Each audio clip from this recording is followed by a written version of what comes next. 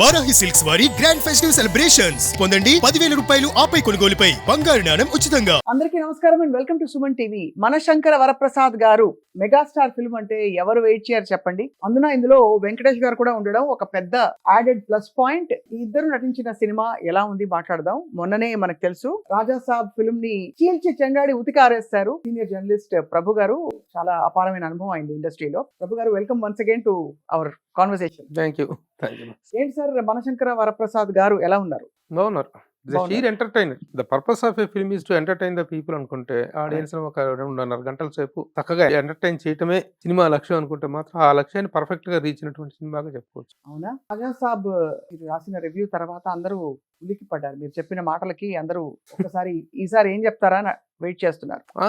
అదే నాకు అర్థం కాలేదు. దాని కింద కామెంట్స్, నేను రాజా సాబ్కి ఇచ్చినటువంటి రివ్యూ కింద కామెంట్స్ లో ప్రతి ఒక్కళ్ళు ఇదే రివ్యూ ఇలాగే చిరంజీవి గారిది మనశంకర ప్రసాద్ గారు కూడా చెప్పగలరా మీరు అని చెప్పేసి చాలా ఘాట్ అయినటువంటి ఒక 30-40% కామెంట్స్ అవే. చాలా మంది ఒక బాధ్యతగా, ఒక జర్నలిస్ట్ గా, ఒక సినిమా పట్ల ఒక కన్సర్న్ ఉన్నటువంటి జర్నలిస్ట్ గా చాలా చక్కగా మాట్లాడారని అన్నారు. అయితే కొంతమంది ఇలాంటి అభిప్రాయం వ్యక్తం చేశారు. నిజంగా ఒక సినిమా గురించి రివ్యూ గురించి మాట్లాడుతూ ఇంకో సినిమా ప్రస్తావన తేవాల్సినటువంటి అవసరం లేదు. కానీ ఈ సినిమా కన్సర్న్ ఏంటంటే వెంటనే వచ్చిన సినిమాలు, 2 సంక్రాంతి సినిమాలు, ఒకదానికి వచ్చిన రివ్యూల మీద అభిప్రాయం అనేటువంటి దాన్ని వ్యక్తం చేసినప్పుడు దీన్ని కంపేర్ చేస్తూ మీరు మాట్లాడగలరా, మీరు చిరంజీవి గారికి ఫర్ కాబట్టి, చిరంజీవి గారికి క్లోజ్ కాబట్టి చెప్పగలరా మీరు ఆయన సినిమాకు కూడా అనేటువంటి పిచ్చి కామెంట్లు చేస్తున్నారు. That is not right. ఆ సినిమాగా రివ్యూ చేశాను తప్పితే ఆ సినిమాలో ఉన్నటువంటి లోటుపాట్లను వాటిని చర్చించుకొని దాని మీద రివ్యూ చేయడం జరిగింది తప్ప దానికి దీనికి సంబంధం లేదు. అంటే ఇప్పుడు చిరంజీవి గారి సినిమా బాగున్నా కూడా బాగలేదని చెప్పాలా? What do they mean? ఏమనుకుంటున్నారు? అట్లా కాదు కదా. 2 పెద్ద సినిమాలు వెంటనే వచ్చాయి కదా సార్ సంక్రాంతి టైంలో. నేచురల్లీ కంపారిజన్స్ ఇవన్నీ ఉంటాయి, డెఫినెట్ గా ఉంటాయి. ఈ పెద్ద సినిమా గురించి మొన్న మీరు మాట్లాడారు. ఈ సినిమాలో ఒక విషయం చెప్పాలి, చాలా హడావిడి ఏమీ లేకుండా క్వైట్ గా వచ్చిన సినిమా అని చెప్పొచ్చా ఈసారి మనశంకర వరప్రసాద్ గారు? బికాస్ అందరూ వెయిట్ చేశారు ఫ్యాన్స్, బట్ మనకి ఓహో అని పెద్ద సందడ్లు, స్టేట్మెంట్లు లేవు. ఎందుకు ఎలాగంటే ఒక సినిమా ఇండస్ట్రీలో ఒక సినిమా వస్తున్నప్పుడు అందులో అందరు చిరంజీవి గారు లాంటి వ్యక్తి ఇప్పుడు నేను ఓహో బాక్సులు బద్దలు కొట్టేస్తాం, చించేస్తాం అనే స్టేట్మెంట్ అటు దర్శకుడు గానీ, ఇటు హీరో గానీ, లేకపోతే ప్రొడక్షన్ లో గానీ ఎవ్వరూ మాట్లాడేది లేదు. కామ్గా వాళ్ళ పనులు చేసుకున్నారు, సినిమాని కామ్గా రిలీజ్ చేసుకున్నారు, చక్కని రిజల్ట్ ఎంజాయ్ చేసినట్టు ఉంటుంది. కానీ మనం సినిమాకి ముందే చాలా ఎక్కువగా మాట్లాడేసి ఇలా బద్దలు కొట్టేస్తాం, మమ్మల్ని ఎవడరా ఆపేది అని చొక్కాలు చించేసుకొని ఎవరిని ఎవడు ఆపుతాడు? ఇక్కడ ఎవరిని ఎవడు ఆపడు. ఎవడి ప్రోగ్రెస్ వాడిదే, ఎవడి పత్రం వాడిదే. They are the masters of their own fate. Address కూడా ఇచ్చేసేసి, లేదంటే తేడా వస్తే ఇంటికి రండి అని చెప్పేసి అడ్రస్ కూడా ఇచ్చేసేసి మాట్లాడినటువంటి దాని తాలూకు ఏంటంటే మాట్లాడుకుంటాం. సినిమా తీసుకున్నప్పుడు కొంచెం కుర్రోళ్ళు కాబట్టి ఆ యూత్ఫుల్ దీంతో కొంచెం స్టేట్మెంట్లు హెవీగా ఇవ్వడం జరుగుతుంది. వీళ్ళొక్కలే కాదమ్మా, రాజా సాబ్కు సంబంధించినటువంటి వాళ్ళే కాదు. ఈ మధ్య కాలంలో చాలా మంది యువ దర్శకులు, హీరోలు స్టేట్మెంట్లు ఇచ్చేస్తున్నారు. విర్రవిగిపోతున్నటువంటి పద్ధతి కనిపిస్తుంది. దానివల్ల ఏమవుతుందంటే సినిమాల మీద విపరీతమైన హైప్ పెరుగుతుంది. హైప్ పెరిగి ఆ హైప్ ని రీచ్ అవ్వలేనటువంటి పరిస్థితి ఏర్పడటంతో ఆ రిజల్ట్ అనేటువంటిది కూడా అలా నెగిటివ్ రిజల్ట్ అనేటువంటిది రావడం జరుగుతుంది.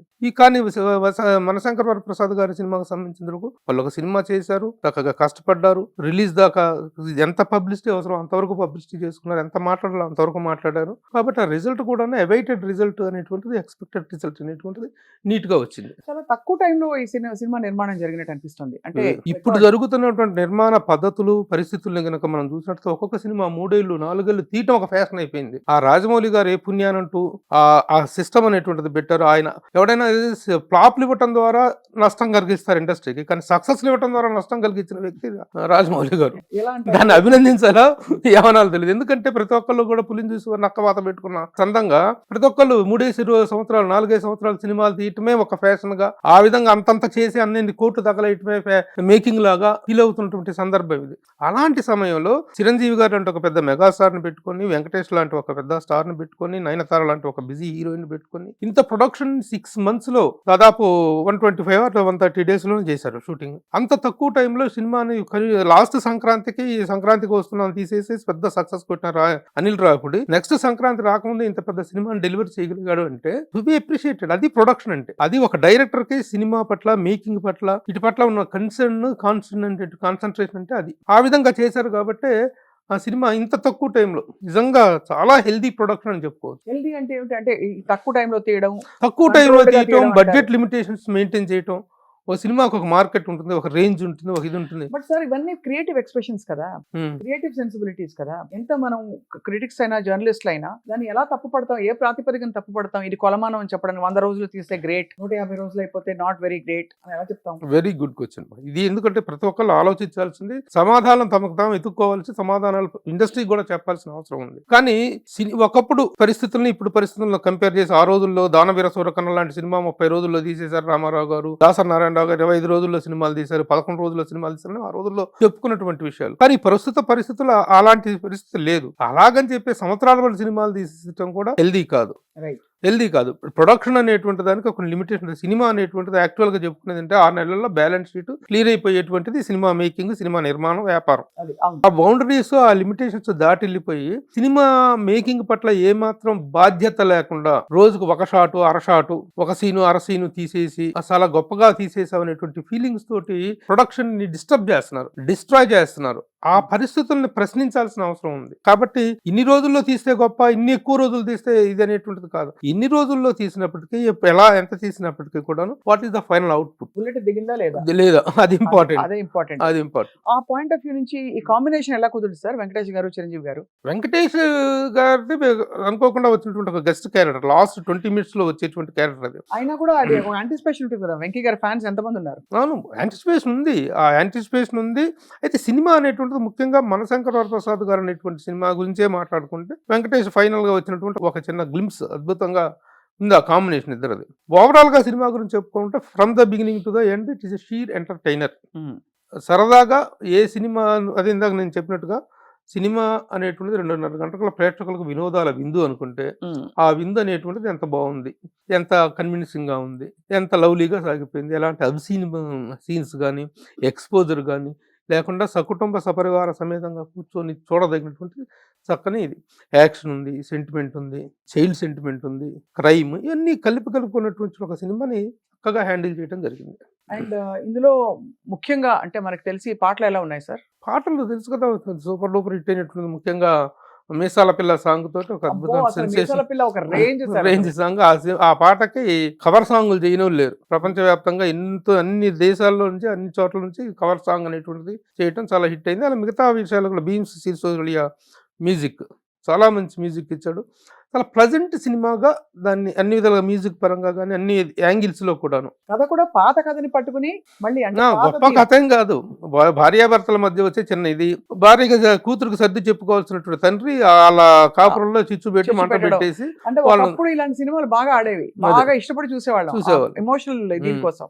అవును, ఇలాంటి సినిమాలో ఇలాంటి ఒక ఫ్యామిలీ ఎంటర్టైనర్ లో చిరంజీవి అనేటువంటి ఒక మెగాస్టార్ తాలూకు ఇమేజ్ ని ఫిట్ ఇన్ చేయడం చాలా కష్టం. అలాంటి ఒక మెగాస్టార్ తీసుకొచ్చి ఫ్యామిలీలో మీసాల పిల్ల సాంగ్ లో ఆయన బతిని ఆడుకోవటం, తలుపు కొట్టి మొహాన్ తలుపేసేయటం, ఒరే చలిపడుతుందిరా దుప్పటి కప్పడం అని చెప్పి ఆయన పడుకోవటం, ఇవన్నీ మెగాస్టార్ యాక్షన్ ఇమేజ్ కి సంబంధించినటువంటివి కాదు. కానీ ఆయన ఇమేజ్ ని ఈ ఫ్రేమ్ లోకి ఫిట్టింగ్ చేస్తూ స్క్రీన్ రాసుకున్నాడు, చూసారా, స్క్రీన్ ప్లే రాసుకున్నాడు. అది that is to be appreciated. Anil Ravipudi గారికి ఫుల్ మార్క్స్ ఇస్తారు. సెక్యూరిటీ ఆఫీసర్ చిరంజీవి గారు, ఆ సెక్యూరిటీ ఆఫీసర్ ఫ్యామిలీలో ఈ అమ్మాయి ఒక కోటీశ్వరుడు మల్టీమిలియనర్ కూతురు, వాళ్ళిద్దరికి పెళ్లి అవ్వటం అనేటువంటి తండ్రికి ఇష్టం లేదు. ఆ తండ్రి చేసినటువంటి ట్రిక్స్ ఏంటి, ఆ కాపురంలో ఎలా వాళ్ళిద్దరిని విడదీశాడు, ఆ పిల్లలకి వాళ్ళు ఎలా దూరం అయ్యారు, ఆ పిల్లలు మళ్ళీ ఎలా కలిశారు, దిస్ ఈస్ ద అంతే. చివరిలో వెంకటేష్ ఎంట్రీ ఒక అద్భుతం, చాలా చక్కగా వెరీ కన్విన్సింగ్ గా చేశారు. సార్ ఇందులో ఒక విషయం అడగాలి, చిరంజీవి గారు గత ఆల్మోస్ట్ ఒక 5-10 years గా ఆయన కంప్లీట్ గా ట్రాన్స్ఫార్మ్ అయిపోయారు, లీన్ అండ్ ట్రిమ్ అయిపోయారు, యంగ్ గా కనిపిస్తున్నారు. ఏమిటి సార్ సీక్రెట్? సినిమా పట్ల బాధ్యత చెయ్యాలి, కనిపించాలి. సినిమాకి తాను హింస పెట్టుకున్నప్పుడు మాత్రమే. అవునా? ఈ సినిమా గ్యాప్ లో ఒక 1 or 2 months ఏమో కొంచెం రిలాక్స్ అవుతాడేమో, మళ్ళీ సినిమా వస్తుంది, మళ్ళీ క్యారెక్టర్ ఈ క్యారెక్టర్ ఈ గెటప్ని, ఈ మేక్ ఓవర్ని డిమాండ్ చేస్తుంది అనుకున్నప్పుడు దానికి తగ్గట్టుగా బాడీ మార్చుకొని తను హింసించుకున్నప్పుడు మాత్రం ఈ మేక్ ఓవర్ పార్ట్. 70 ఏళ్ల వయసులో ఆయన మళ్ళీ అంత గ్లామర్గా, అంత ట్రిమ్గా, ఎంత అసలు తిడుతున్నట్టుంది. 70 ఏళ్ళు ఏంటి సార్ అసలు చిరంజీవి గారికి? అంతే కదా, ఎవరు ఒప్పుకోరు, వినరు. 70 అనేది మనకు కొంచెం హార్డ్గా అనిపించే నెంబర్ అయితే కావచ్చు, కానీ but he's work make over is really fantastic గా తయారయ్యారు. అండ్ ఇప్పుడు కూతురు ప్రొడక్షన్ కాబట్టి ఇది, తను సుష్మిత గారు ఉన్నారు కాబట్టి ఏమైనా డిస్కౌంట్ ఇచ్చుంటారా? గారపాటి సాహును సుష్మిత కలిసి ఆ పాయింట్ ఆఫ్ వ్యూలో మేకింగ్ వాల్యూస్ చూస్తే ఇలాంటి ఒక సినిమా చేయటాన్ని వాళ్ళకి ఒక నిజంగా challenge job. Sahu Garapati also young producer. అలాగే తను ప్రొడక్షన్‌లోకి రావటం ఒక కూతురు తండ్రికి ఇచ్చినటువంటి గొప్ప గిఫ్ట్ లాగా చెప్పుకోవచ్చు. అవును. ప్రొడక్షన్ చాలా నీట్‌గా చేసుకుంటూ వెళ్ళారు. సో మీ ప్రెడిక్షన్ ఏంటి సార్? మనశంకర్ వరప్రసాద్ గారు ఎన్ని రోజులు మన మధ్య థియేటర్స్ లో కనిపిస్తారు? ఇది సంక్రాంతికి వస్తున్నాం అనేటువంటిది మాత్రం వాళ్ళ స్టేట్మెంట్. సంక్రాంతి మనదేరా అనేటువంటిది మాత్రం వాళ్ళ స్టేట్మెంట్. అందుకు తగ్గట్టుగానే మన శంకర్ వరప్రసాద్ సంక్రాంతికి అద్భుతమైన విజయాన్ని సాధించే సినిమాగా అవుట్ అండ్ అవుట్ చెప్పుకోవచ్చు. Family entertainer. Family entertainer, sheer family entertainer. సకుటుంబ సమేతంగా చూస్తే ఎలాంటి అబ్సీన్ సన్నివేశాలు కానీ, ఏ ఎక్స్పోజర్స్ కానీ ఏవీ లేకుండా ఫ్యామిలీతో పిల్లలతో చక్కగా చూడదగినటువంటి ఒక ఎంటర్టైనర్. చిరంజీవి గారికి ఆల్ టుగెదర్ ఇప్పుడు ఎందుకంటే ఈ యాక్షన్ జోనర్లో నుంచి ఆయన బయటికి పడాలి. ప్రతి స్టార్కి యాక్షన్ ఇమేజ్ అనేటువంటిది ఎంత ముఖ్యమో, ఎంత అవసరమో, దానికోసం ఎంత తప్పిస్తారో, మళ్ళీ తర్వాత అప్పుడప్పుడు జస్ట్ ఫర్ రిలీఫ్ అనేటువంటి దానికోసం జస్ట్ పక్కకు వచ్చేసి ఒక లైటర్ వీన్ సబ్జెక్టులు చేయాలి, లైటర్ వీన్ ఎంటర్టైనర్స్లో చేయాలన్నప్పుడు వాళ్ళకి కెరీర్ పరంగా ఏంటంటే ఆ చైన్స్ నుంచి బయటకు వచ్చేటువంటిది ప్రయత్నం. అది ఆ ఇమేజ్ అనేటువంటి చైన్స్ నుంచి బయటకు రావడానికి చేసే ప్రయత్నం, ఆ ప్రయత్నం సక్సెస్ అవటం. ఇది ప్రయత్నం నిజంగా చిరంజీవి గారి ఇమేజ్ మీద, ఆయనకున్నటువంటి మాస్ ఫాలోయింగ్ మీద ఇది ఒక ఎక్స్పెరిమెంట్ అనే చెప్పాలి. అవును. ఇప్పుడున్నటువంటి సిచ్యువేషన్లో ఆయన మళ్ళీ ఆ యాక్షన్ జోనర్లో నుంచి ఇలా బయటికి రావటం it's big relief to him and also to the audience. ఆయన సర్వంతరం అంటారు కదా, అలాగా అన్ని జానర్స్ లో సెట్ అయిపోయారు. కామెడీ Set చేశారు, ఫ్యామిలీ ఎంటర్టైనర్స్ చేశారు. ఒక టైంలో పాత చిరంజీవి గారు అవును, మనకి లాయర్ పాత్రలు అవి ఇవి వేసి అభిలాష ఆ రోజు అభిలాష. నుంచి అలాంటివి చేశారు, ఖైదీల పాత్రలు వేశారు. So I think at side ఉన్న megastar is always megastar. Megastar. కానీ సార్ వైండ్ అప్ చేస్తూ ఒక మాట చెప్తాను నేను రాజాసాబ్ చూశాను సార్, నాకు నచ్చింది. పర్లేదా? అయ్యో, అదేంటి నాకు చాలా నచ్చింది. అదేంటి నచ్చను మీకు మీరు నచ్చదు తిట్టారు కాబట్టి మొన్న చెప్పాను నేను. అది కాదు. అదొక కొత్త షానర్, ఒక కొత్త way of looking at cinema and క్రియేటివిటీకి మనం ఇదే కరెక్ట్ అని చెప్పలేం కాబట్టి ఆ మాట అంటున్నాను అంతే. ఓకే, ఆఫ్ కోర్స్ మీకు ఆ సినిమా నచ్చాన్ని ఎవరు కాదంటారు, ఎవరి అభిప్రాయం వాళ్ళకుంటది. అంతే. లోకో భిన్న రుచి అంటారు.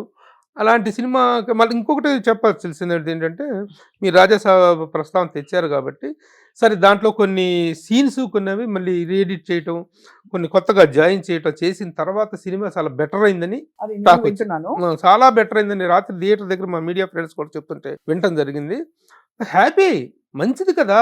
సినిమా అనేటువంటిది ఫ్లరిష్ అవ్వాలమ్మా, సినిమా అనేటువంటి సక్సెస్ అవ్వాలి. ముందుగా ఏదైనా చిన్న పొరపాటు ఆ పొరపాటును సరిదిద్దుకునేటువంటి అవకాశం వచ్చింది అని ఆ సినిమా మళ్ళీ నిన్న వేసినటువంటి షోస్ ద్వారా చాలా చాలా చేంజ్ వచ్చింది. సినిమా మళ్ళీ ఇప్పుడు చాలా వాచబుల్గా తయారైందని చెప్పేసి స్టాక్ వినిపిస్తుంది. తప్పకుండా. అదే కదా అందరం కోరుకునేటువంటిది. ఇండస్ట్రీలో ఏ సినిమా అయినా సక్సెస్ అయితేనే మీరు మాట్లాడగలరు, నేను చెప్పగలను. ఎవరమైనా సినిమా ఇండస్ట్రీ మీద బతుకుతున్న వాళ్ళం, గత 4 దశాబ్దాలుగా సినిమా ఇండస్ట్రీ మీద బతుకుతున్న నాకు ఒక సినిమా గురించి నెగిటివ్ రివ్యూ ఇవ్వాలి అంటే ప్రాణం చాలా పోతుంది, కష్టం వేస్తుంది, చాలా మనసు కష్టం వేస్తుంది. కానీ అలాంటి స్థితిలో మళ్ళీ ఒక సినిమా ఆ సినిమా మీరు చెప్పినట్టు చేంజ్ చేసిన తర్వాత ఇప్పుడు రాజాసాబ్ చాలా బెటర్ అయింది అనేటువంటి టాక్ వినిపిస్తుంది. చిరంజీవి గారు ఆకాంక్షించింది కూడా అదే కదా. ఆయన మొన్న ఈ ప్రీ రిలీజ్ ఈవెంట్లో, మన శంకర్ ప్రసాద్ గారు ప్రీ రిలీజ్ ఈవెంట్లో ఆయన ఫస్ట్ మాట్లాడిన మాట అది. సినిమాలన్నీ సక్సెస్ అవ్వాలి, ప్రతి సినిమా అందరినీ పేరు పేరున ప్రస్తావిస్తూ, ప్రతి సినిమాని పేరున హీరో పేరున ప్రస్తావిస్తూ ఆయన మాట్లాడారు. ఈ సంక్రాంతి అందరికీ కావాలి, అందరికీ సంక్రాంతి కావాలి, ఇండస్ట్రీకే సంక్రాంతి కావాలి, గొప్ప సంక్రాంతి కావాలని చెప్పారు. అది అయితే కాదనేది ఉంది, నష్టం. దాన్ని వెల్కమ్ చేద్దాం అందరం కూడా. తప్పకుండా సార్. ఐ థింక్ అదే మనకి జీవితాలు సినిమా కోసం మనం చేస్తున్న ఉద్యోగాలు వదిలేసి 9 to 5 జాబ్ వస్తే జీతం వస్తుంది. ఏం వస్తుందో రాదో తెలియకుండా కూడా ఇండస్ట్రీలో దిగిపోయిన టెక్నీషియన్స్ ఎవరైతే ఉంటారో అంకితం చేసేసి, వాళ్ళందరికీ ఈ సందర్భంగా హ్యాట్స్ ఆఫ్ చెప్పాలి. అలాగే ఈ సినిమాలో మనం ముఖ్యంగా మాట్లాడుతుంది మనశంకర్ వరప్రసాద్ గారి రివ్యూ గురించి కాబట్టి the entire team has to be congratulated. First of all Anil రావిపూడిని we have to appreciate. Anil Ravipudi is such a wonderful, dynamic and energetic director. అతను ఏ జోనర్లో సినిమా తీసినా సరే దానికి తగినట్టుగా తన స్క్రీన్ రైటింగ్ని, క్రియేటివిటీని మార్చుకుంటూ ఎన్హాన్స్ చేసుకుంటూ వెళ్తున్నాడు. ఇంత షార్ట్ నోటీస్లో ఇంత పెద్ద సినిమా తీయటం first of all to be appreciated. ఖచ్చితంగా అతన్ని అప్రిషియేట్ చేయాలి. తర్వాత మిగతా యూనిట్ మొత్తం కూడా, ఎడిటర్ కానీ the entire unit is to be appreciated and all the best. మీరు అన్నట్టు అందరూ బాగుండాలి, అందులో మనం ఉండాలి అనే కాన్సెప్ట్ ఉంది. అలాగే రాబోయే సినిమాలు కూడాను సంక్రాంతికి ఇంకా చాలా ఇన్ని సినిమాలు సంక్రాంతికి రావటం అనేది చిన్న పెద్ద తేడా లేకుండా తర్వాత రాబోయే చిన్న మంచి హీరోలు వస్తున్నాయి. ప్రతి సినిమా హిట్ అవ్వాలి. ఆ రోజునే మనందరం కూడాను we can enjoy the fruits. తప్పకుండా సార్, మీకు సంక్రాంతి శుభాకాంక్షలు. సుమన్ టీవీ ప్రేక్షకులందరికీ కూడా సంక్రాంతి, అలాగే కనుమ, భోగి, అన్ని పండుగలు బాగా జరుపుకోవాలని చెప్పి కోరుకుంటున్నాం. అలాగే కుటుంబ సమేతంగా అన్ని సినిమాలు చూసి ఆదరిస్తారని చెప్పి కోరుకుంటున్నాం సార్. థ్యాంక్ యూ, నమస్తే అమ్మా.